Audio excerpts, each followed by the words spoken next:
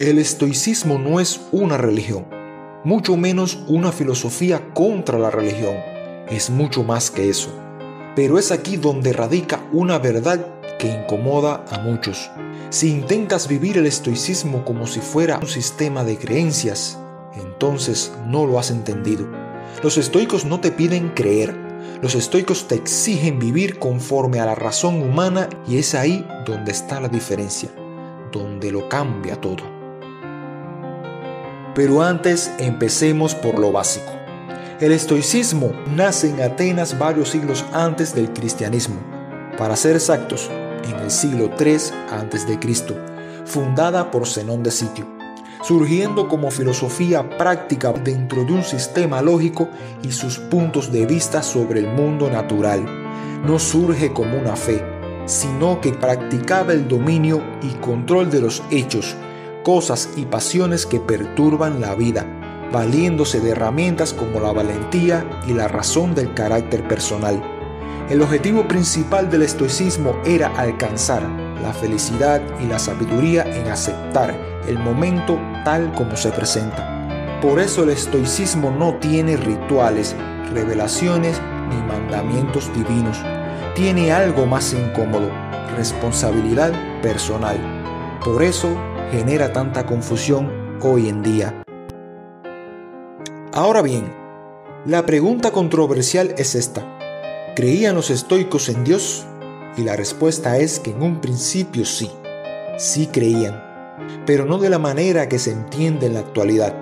Para ellos, lo divino era el logos, que no es más que la inteligencia que dirige, ordena y da armonía al devenir de los cambios que se producen en la guerra que genera la existencia misma.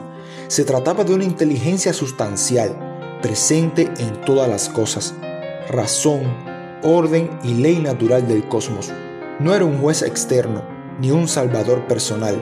Hasta los dioses, en el pensamiento estoico, obedecían ese orden. Por tanto, no hay milagros que te eviten el deber, ni fe que te excuse del carácter. Eso es clave. Sin embargo, con el tiempo los estoicos dejan en un segundo plano las ideas del logos. Eso pasó en la etapa del estoicismo romano, considerada la época dorada de la filosofía estoica. En esta etapa el estoicismo se caracteriza por su vertiente predominantemente práctica, para desarrollar sobre todo la vertiente ética de la escuela. Los principales exponentes de esta época fueron Séneca, Epicteto y Marco Aurelio, que mediante sus obras nos permiten acercarnos de manera sencilla y didáctica a los principales aspectos del estoicismo. Ellos no se obsesionaban con la metafísica, no porque la nieguen, sino porque no les fue urgente. La pregunta cambió de cómo funciona el universo a cómo debo vivir pase lo que pase.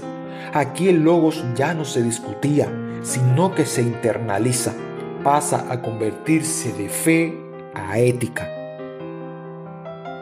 No obstante, del mismo modo que ocurrió en la antigüedad, ocurre en la actualidad. Todavía existen choques entre lo que las personas creyentes quieren del estoicismo y lo que el estoicismo enseña en sí. Hay personas que quieren que el estoicismo mire al cielo, prometa trascendencia y fundamente la moral en algo externo, pero el estoicismo no hace eso, no porque sea nihilista, sino porque como enseñanza es exigente. El estoicismo no te pregunta en qué crees, sino qué es lo que haces cuando nadie te observa, y ahí no hay dogma que responda por ti. La filosofía estoica no tiene la intención de atacar ninguna religión o creencia. No es esa su labor.